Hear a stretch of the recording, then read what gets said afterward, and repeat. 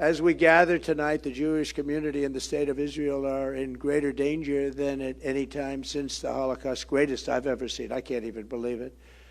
At this very moment, the bloodthirsty Iranian regime is reportedly preparing a large-scale assault on Israeli territory. Who would believe this? As Hamas wages a savage war in the south, Hezbollah menaces the north, and the Houthi terrorists attack at sea. In Europe, the streets of Paris, London, and Brussels are overrun by mobs of Hamas supporters changing their jihad slogans in the heart of the Western capital.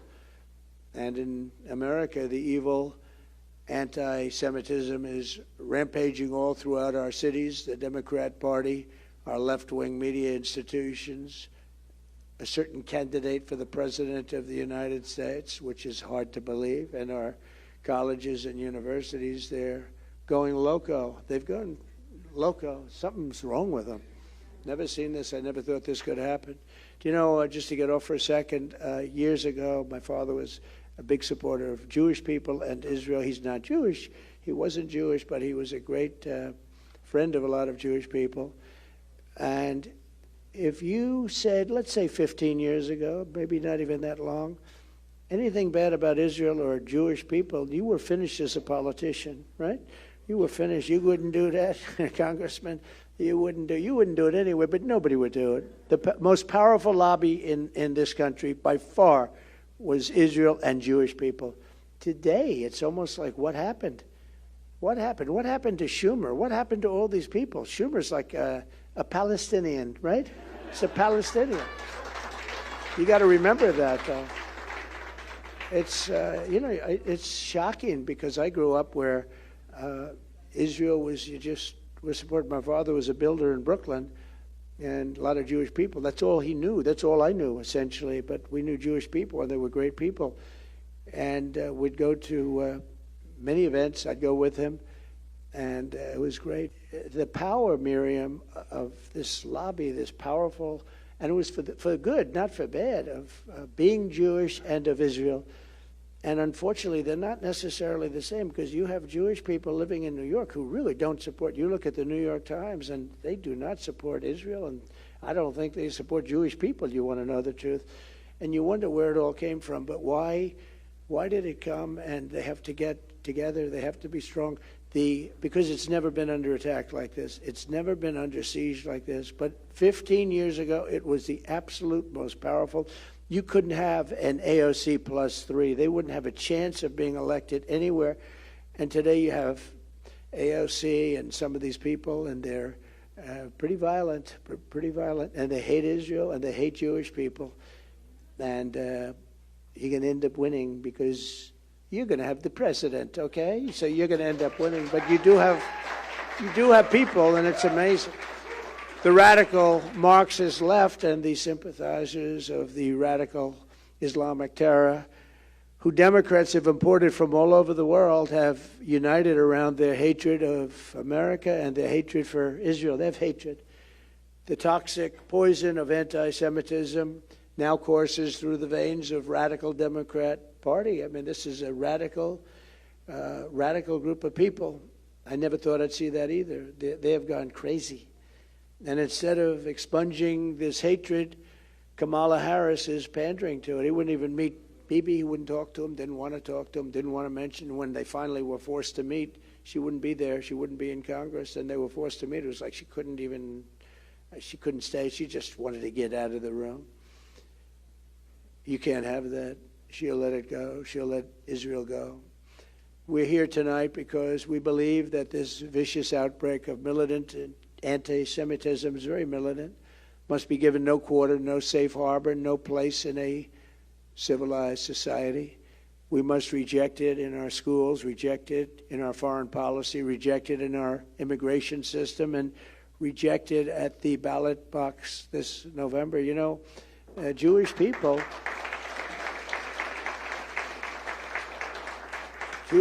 have to not vote by habit. You vote by habit for Democrats, and the Democrats are really against you now. If you look at what they're doing, they're absolutely against you. You have to stop. You have to be smart. People can't believe that. I mean, with all of the things, it was so nice that you read them off, but Golan Heights, the Abraham Accords, the biggest thing, I was talking to Sheldon, before he passed away, he said the biggest thing you did was terminating the Iran nuclear deal. The problem is,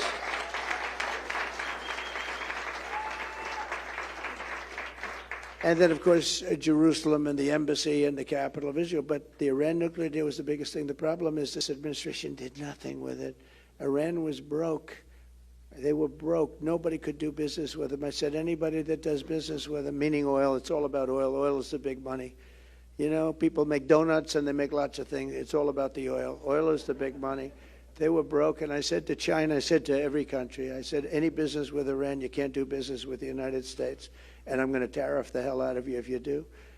And nobody did business. They all believed me 100%. President Xi, all of them. And, you know, they had no money, and they had no money for Hamas. They had no money for Hezbollah. They had no money for anyone. You read this toward the end of my term, and nobody had money to do anything. October 7th never would have, it just never would have happened. And then you see in the last 3.5 years, they have $300 billion right now. $300 billion. They're a really rich nation. And because we made the mistake, that was Bush, of attacking Iraq and blowing it out. You know, for thousands of years, they were enemies. They were natural enemies under different names. But they were the same size. They were the same power, thousands of years. And we wiped out one of them in about 2 weeks. And the other one, well, we wiped out Iraq. The other one took over Iraq because basically it's a subsidiary of Iran. It's also got tremendous wealth. It's got $250 billion. So Iran has $550, $600 billion that they made all during the 3.5 years of these two people. And it's hard to believe, but they're a very rich country now, and they're trying to develop nuclear weapons. And not trying. They're very close to getting it. And once they have it, it's you better have the right president. Once they have it, it's going to be very tough negotiating. It's one thing negotiating when they don't have nuclear weapons. It's another thing negotiating when they do, I can tell you, because I did a good job with North Korea. But it's much more difficult, like from a different planet. As our close ally confronts a savage terrorist enemy, hell-bent on extremism, really, and the extermination of the Jewish state, which is what they want. It says it all the time. We will totally eradicate Israel. They say that. The leaders of Iran say it, and others in the Middle East say it. We must stand with our friend and partner, the state of Israel. We will, strongly.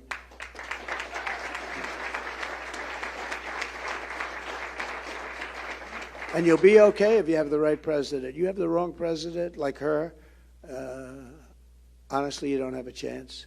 When you look at the odds, when you look at a map of the Middle East, Israel is a tiny little spot compared to these giant land masses. It's really a tiny spot. I actually said, is there any way of getting more? It's so tiny. It just doesn't look. It's amazing how it can defend itself. But, you know, when you look at Iran and you watch their armies today, I was watching their armies. They have hundreds of thousands of people. It's big. It's very big. And we gave it much more power I told them on Iraq, I said, don't go into Iraq and don't bomb it, but if you're going to do it, keep the oil. Well, we did it, and we didn't keep the oil. It used to be in the old days, to the victor belong the spoils. We don't do that. We go and bomb people and leave, and nobody knows what happened. What did we do? Like Afghanistan, the most embarrassing day in the history of our country was Afghanistan. We gave them $85 billion worth of equipment, lost 13 soldiers, but also 47 soldiers were obliterated, no legs, no arms, the face. And such stupid people, that would have never happened. None of that would have ever happened. We wouldn't have inflation. We wouldn't have had the Israeli attack. We wouldn't have the Russian attack on Ukraine. None of it would have happened if we didn't have a bad election, even though we got 12 million more votes than we did before. You know, we got many more votes than we did. We did much better in 2020 than we did in 2016. But all of that took place in a short period of time. But we must declare that without hesitation that what happened to Paris and happened to London, have you seen what's going on? And what happened to Europe will never happen here. But it is happening. It is happening. They say that going to the Democrat convention next week are going to be hundreds of thousands of people that are opposed to Israel. It's their big problem. That's their thing. And not even believable, but hundreds of thousands they're projecting right now. Hundreds of thousands. That's a lot. We will not let a jihad. There will be no jihad coming to America under Trump. I can tell you.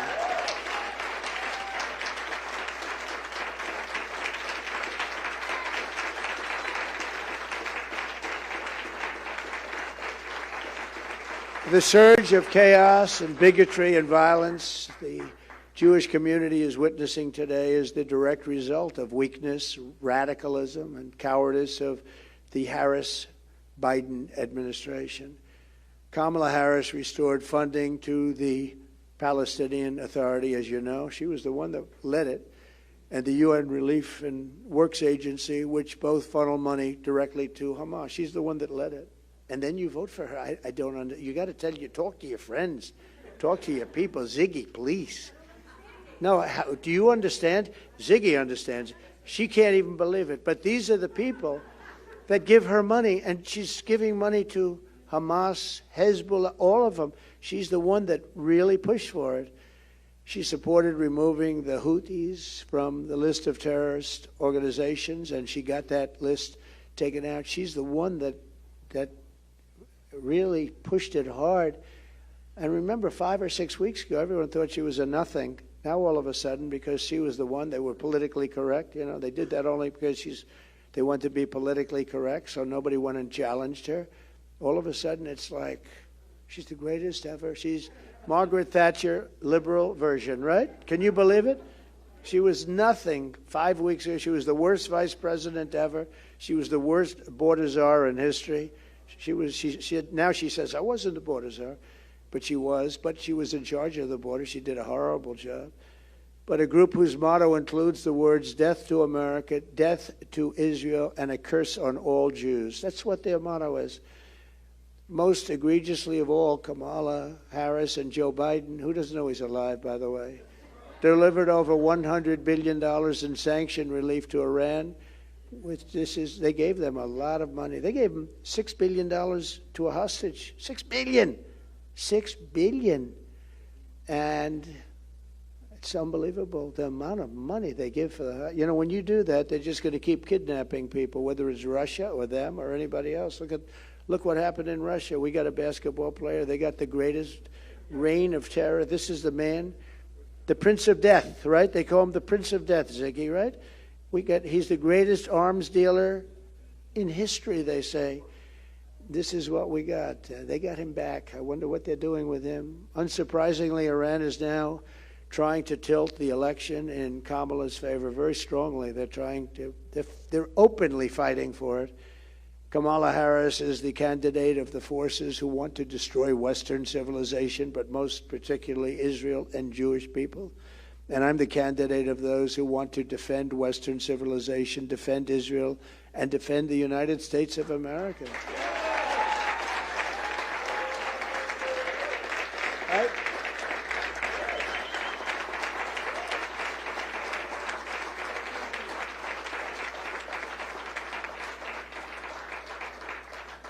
Kamala, I really don't call her Harris because nobody knows who Harris is. You say to people, Harris.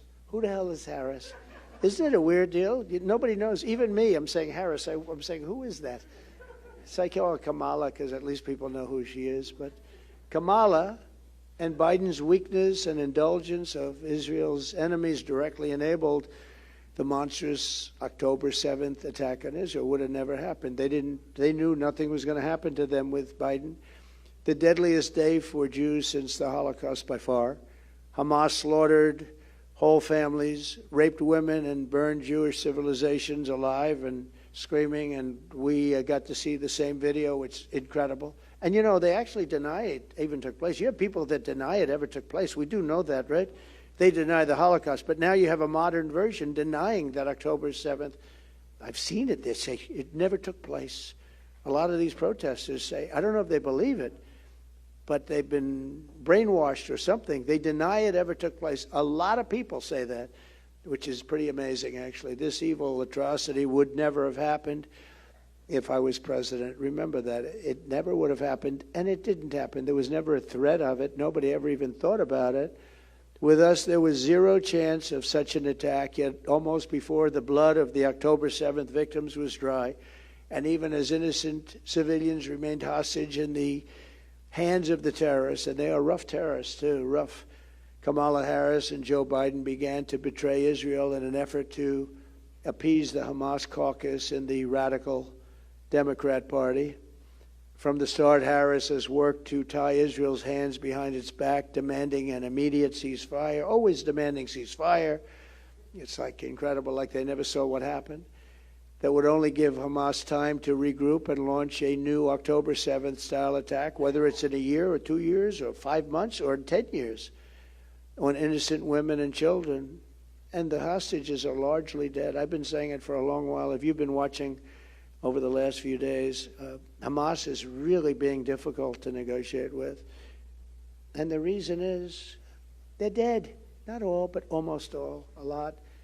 And I watched the way they grabbed that one young girl by the hair and dragged her in, the way they treated her. They're not keeping people around for now 3 years. They're not going to be taking care of them for 3 years, what they've done.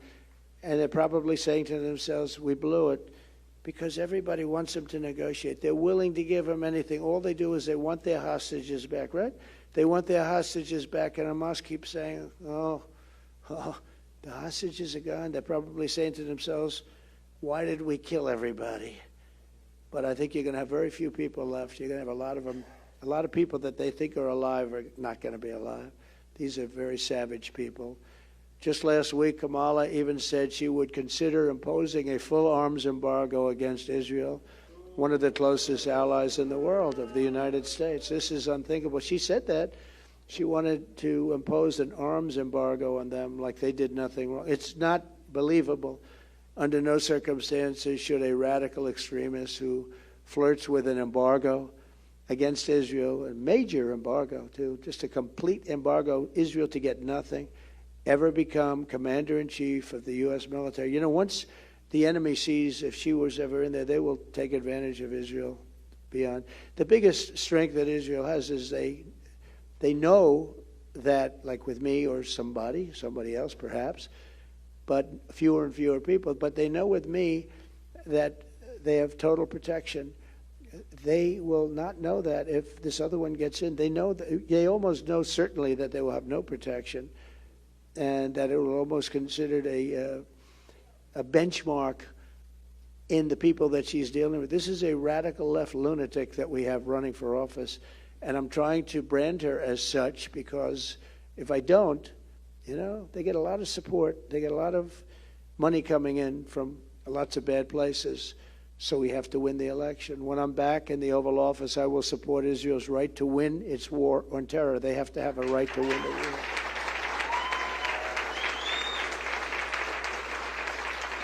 Thank you. And I will give Israel the support that it needs to win, but I do want them to win fast. Wouldn't it be nice if they could win fast? And we have to let them win fast.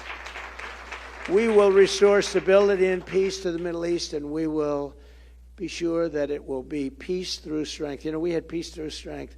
We had, as you know, Viktor Orban, who's the Prime Minister of Hungary, a very strong person.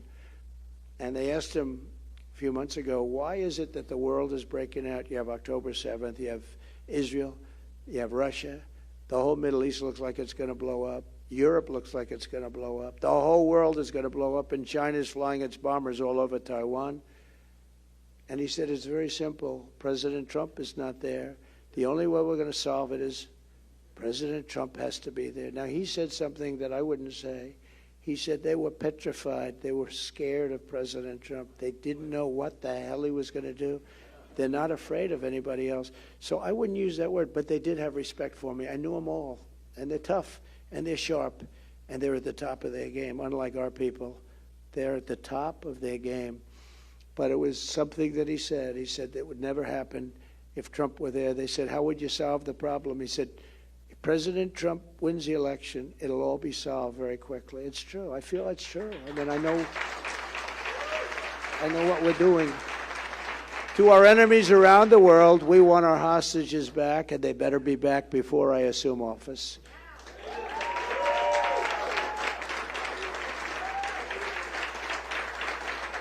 Too bad.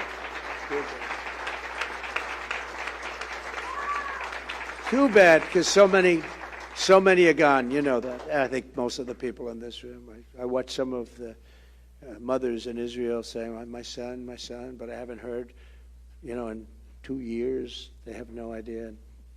They're not going to get a good answer. You understand that. It's a very, very bad situation. In the wake of the October 7th attacks, we've also seen the scourge of anti-Semitism rearing its head right here at home, and you've seen that loud and clear. Jews have been beaten and bear-maced. You know what bear-maced is? On their way to a synagogue in Los Angeles. Nobody's seen anything like this. It's just what's going on now is exactly what was going on before the Holocaust. Exactly. Jewish American businesses have been vandalized, and we've heard chants of death to Israel and death to America, and we've seen the prominent liberals repeat genocidal slogans from the river to the sea. That's not a good slogan. People thought, oh, what does that mean? That is not a good slogan. That's a really bad slogan. Instead of aggressively confronting these venomous anti-Semites in her party, Kamala Harris has maneuvered for their support. She said the radical demonstrators on college campuses were, quote, showing a human emotion. Oh, that's wonderful, isn't it? Human emotion. When a mob of terror supporters in Washington, D.C. tore down the American flag in front of the Union Station last month, set it on fire, and hoisted the Palestinian flag while assaulting police officers and spray painting magnificent works of art, saying Hamas is coming. On a public monument, the Harris-Biden administration dropped all charges against almost every single one of them. I think every single one, but almost every single one of them. When you spray paint over these magnificent works of art, and you spray paint red paint on limestone, it never. What I was best at is building. When you hit limestone, it's very porous stone, beautiful stone, but very porous. You'll see that in 100 years. You're going to see that. It goes deep into it. You're never going to take it out. And nothing happened to them. Kamala has long embraced the extremists in her party because she's one of them. She's an extremist, not a smart one. She's not a smart person, but she's an extremist. She defended the infamous anti-Semite Ilhan Omar, beautiful person, and fought to keep her on the powerful Foreign Affairs Committee. I mean, she's on the Foreign Affairs Committee, all these other guys are afraid to act because of it. When a college student accused Israel of ethnic genocide, Kamala said that she was glad that the student made that comment. She was very happy that she actually said this. Now she'll be denying everything, although I don't think she will, because they do have big numbers. They probably have bigger numbers than you have, we have. Likewise, her running mate, Tim Walz, he's worse. He's bad, not as bad as her, has praised a Hitler-supporting radical Muslim imam named Azad Zeman, calling him a master teacher. He's a master teacher. He knew him for a long time. He's a master teacher. If Kamala Harris and Tim Walz are elected, the radical left flag burners and Hamas sympathizers will not just be causing chaos on our streets, they'll be running U.S. foreign policy in the White House, and Israel will be gone. It will be gone. I never thought I'd say that a year ago, even 2 years ago. I never thought I'd say it. But Israel will be gone, I believe.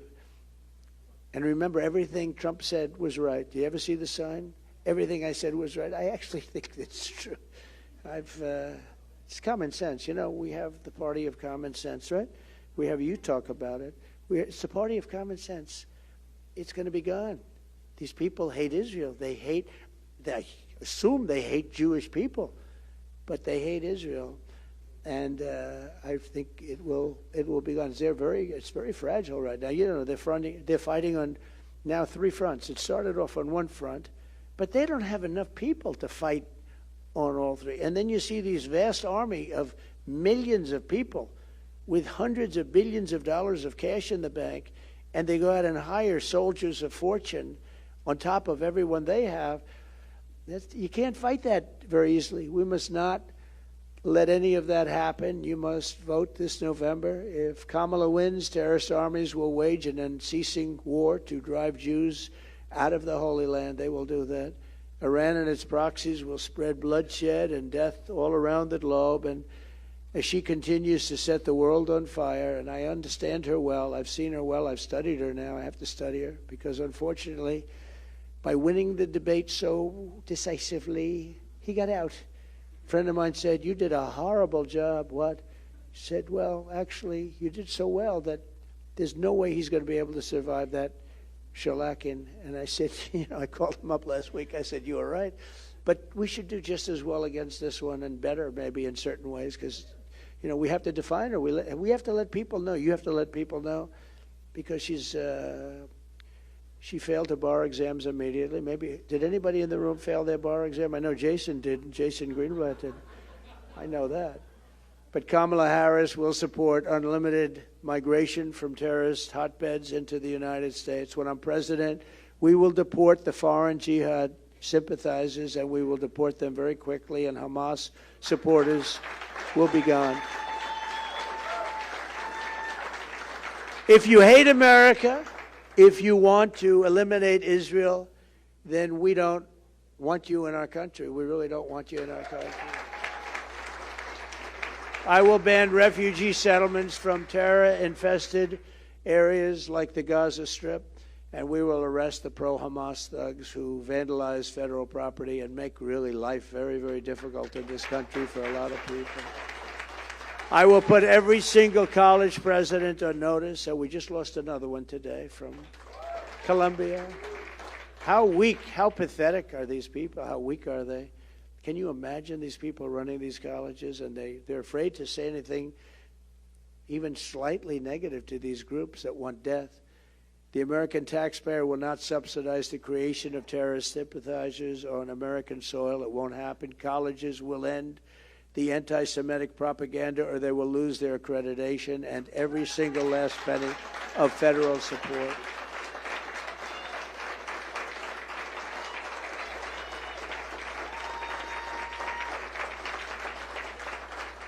You'll see how nice they'll be. You'll see, they'll change their ways very quickly, but it's not probably from the heart. That's the problem. They may change their ways, but not from the heart. They're changing it because that's brutal, but they're not going to change it from the heart, I suspect. As your president, I will once again stand with the state of Israel. I will protect American Jewish community. I will put America first. I will keep America safe. And I will defend Judeo-Christian civilization from the barbarian savages and the left-wing extremists who want to destroy it. Together, we will confront the forces of anti-Semitism, and we will win, win, win. Thank you, God bless you, and God bless America. Save Israel, right? Save Israel.